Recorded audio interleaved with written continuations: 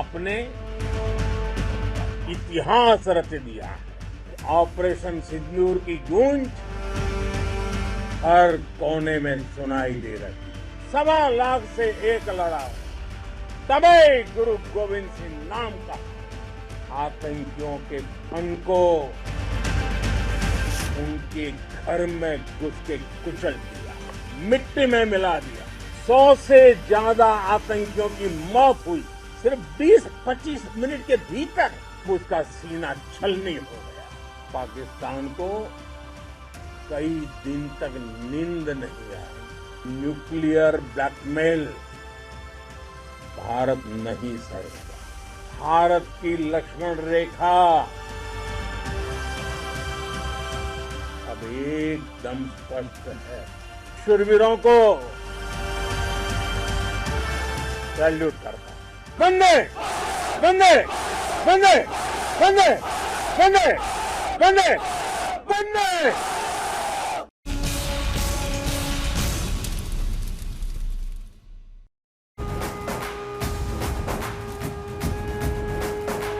नमस्कार, शाम के 7 बज रहे हैं। वक्त शंखनाद का आपके साथ मैं हूं अर्पिता।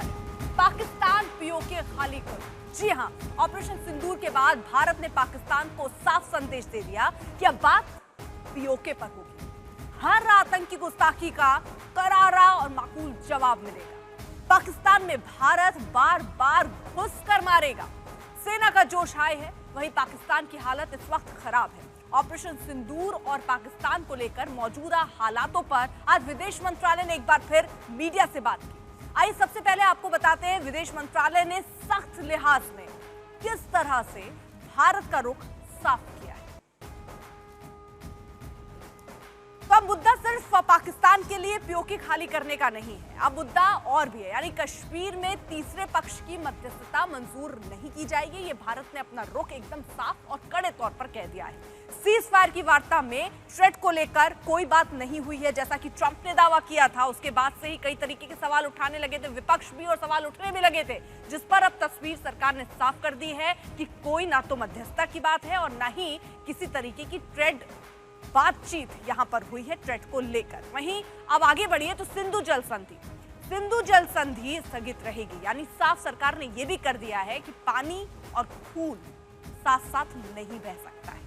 और इसीलिए अभी जब तक हालात नहीं बदलते, जब तक पाकिस्तान सुधरता नहीं है, तब तक ये जो फैसला लिया गया सरकार की तरफ से, सबसे पहला फैसला पहलगाम के बाद, वो था सिंधु जल संधि को स्थगित करना, और वो वैसा ही बना भी रहने वाला है।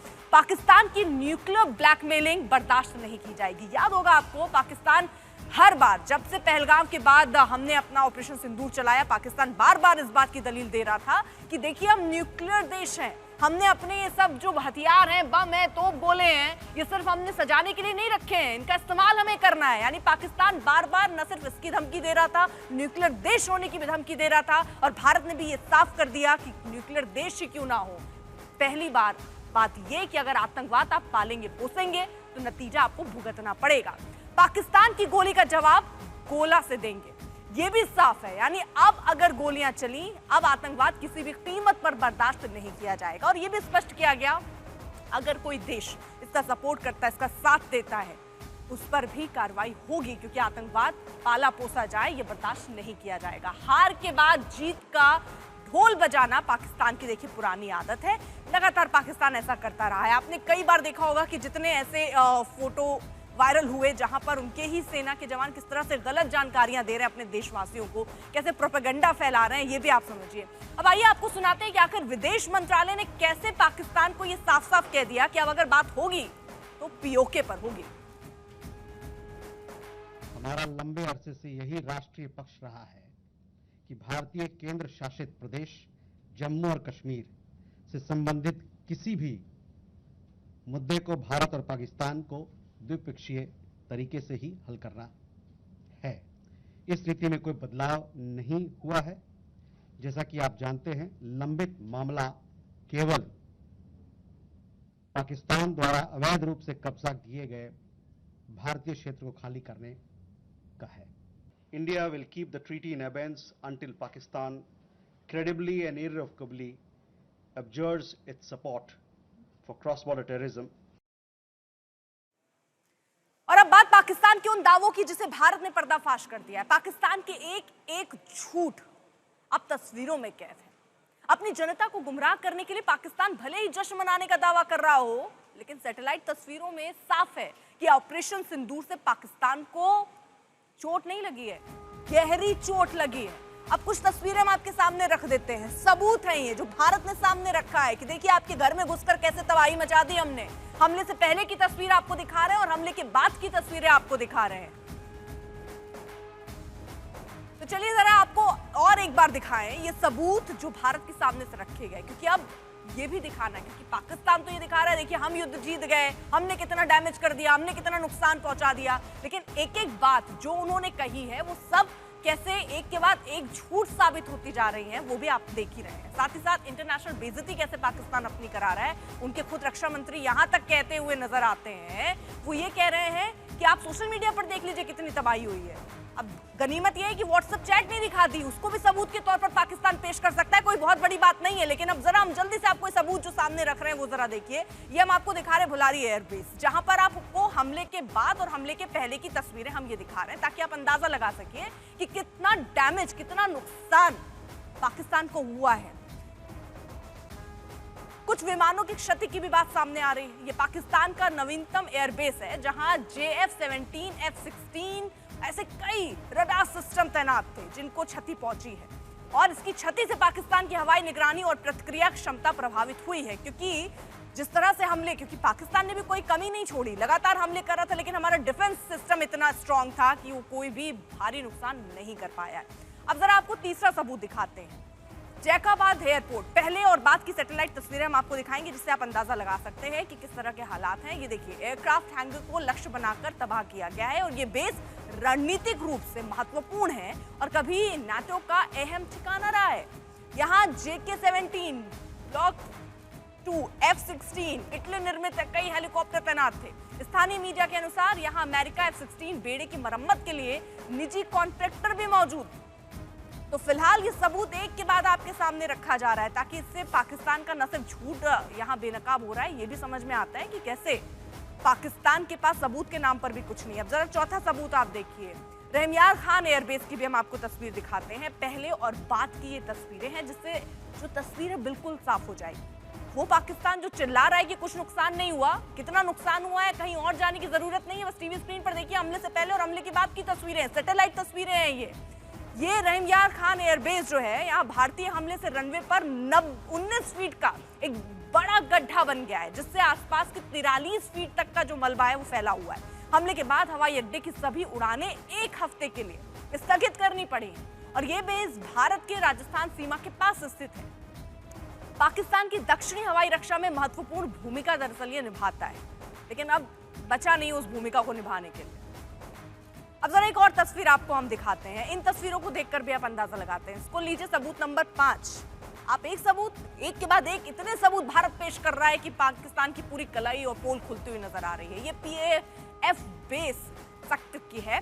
सैटेलाइट तस्वीरों में 2 में से एक एयरक्राफ्ट शेल्टर पूरी तरह से क्षतिग्रस्त दिख रहा है। ये एक फॉरवर्ड ऑपरेशनल बेस है जो बेगम नुसरत भुट्टो अंतर्राष्ट्रीय हवाई अड्डे के रूप में भी काम करती है। इसकी क्षति ने पाकिस्तान की दक्षिणी क्षेत्र में हवाई रक्षा को कमजोर किया है। तो सबूत नंबर 5 है जो आपके सामने है। और अब आपको मुशाक बेस की तस्वीर भी दिखाते हैं। भारतीय मिसाइलों की हमलों ने रनवे पर 2 बड़े गड्ढे बनाए। एक गड्ढा लगभग 15 फीट का है जिसमें रनवे बेकार हो गया, दूसरा 10 फीट का गड्ढा रनवे के चौराहे पर बना हुआ है। कुछ सैन्य वाहनों को भी नुकसान हुआ है और ये पाकिस्तान वायुसेना का सबसे महत्वपूर्ण ठिकाना है जहां F-16, JF-17, मिराज 5 और J-7 जैसे विमान तैनात हैं। यहाँ कॉम्बैट कमांडर स्कूल और air power centre of excellence जैसे संस्थान भी हैं जो इसे रणनीतिक रूप से अहम बनाते हैं। लेकिन कितना डैमेज, कितना नुकसान पाकिस्तान को हुआ उससे समझिए। पाकिस्तान आपको सबूत के नाम पर क्या दे रहा है, सोशल मीडिया जाकर देख लीजिए। अब भारत की ओर से लॉन्च किए गए ऑपरेशन सिंदूर ने हवाई किले खड़े करने वाली एयरफोर्स को सदमे में डाल दिया है। सूत्रों की माने तो भारत के मिसाइल हमलों में अपने 8 से ज्यादा बड़े एयरबेस के तबाह होने के बाद पाकिस्तान अब सड़कों पर विमान उतारने का जुगाड़ कर रहा है। पाकिस्तान ने अब अपने आपातकालीन एयर स्ट्रिप्स को फिर से सक्रिय करने की योजना बनाई है। इस हफ्ते उसने इस्लामाबाद पेशावर M1 और इस्लामाबाद लाहौर M2 मोटरवे पर बने इमरजेंसी रनवे को फिर से चालू करने का फैसला लिया है। ये कवायद ऐसे समय में हो रही है जब पाकिस्तान के कई एयरबेस इस काबिल ही नहीं बचे हैं कि उसकी एयरफोर्स वहां से उड़ान भर सके। क्या कीजिएगा मजबूरी में आप, यही विकल्प बचता है जो पाकिस्तान कर रहा है इस वक्त।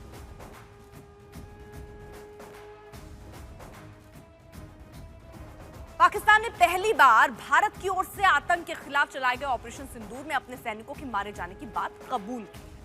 हालांकि पाकिस्तानी सेना की एजेंसी ISPR ने सिर्फ 11 सैनिकों के मारे जाने और 78 के घायल होने की बात कबूल की है, जबकि भारत के DGMO lieutenant general Rajiv Ghai ने 35 से 40 पाकिस्तानी सैनिकों के मारे जाने का दावा किया है।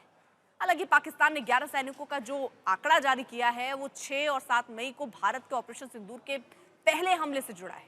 इसके अलावा पाकिस्तान के बुलारी एयरबेस पर पाकिस्तान के स्क्वाड्रन लीडर उस्मान यूसुफ समेत करीब 50 फौजियों के मारे जाने की खबर थी। इस बीच सीजफायर के बाद पहली बार पाकिस्तान के chief of army staff general Asim Munir दुनिया के सामने आए।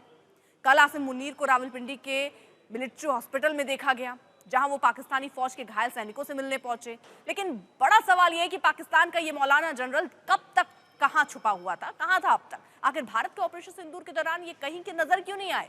इस पर काफी चर्चा हो रही है और कहा जा रहा है कि जब भारत ने रावलपिंडी को निशाना बनाया तो उन्हें बंकर में छिपकर अपनी जान बचानी पड़ी है।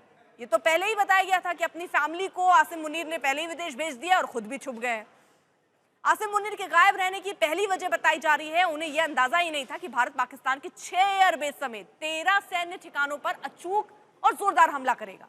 उन्हें अपनी सैन्य कार्रवाई की प्लानिंग से फुर्सत नहीं मिली।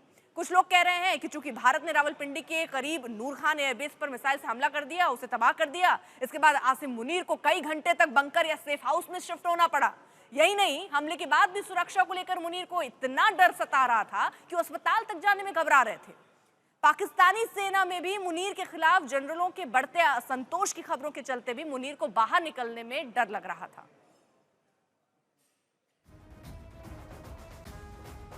पाकिस्तान ने भी भारत में नुकसान के तमाम दावे किए हैं। पाकिस्तान ने कहा है कि उसने आदमपुर एयरबेस को नुकसान पहुंचाया, भारत के विमानों को नुकसान पहुंचाया, लेकिन पाकिस्तान के इन दावों की पोल भी भारत ने अब खोल दी है।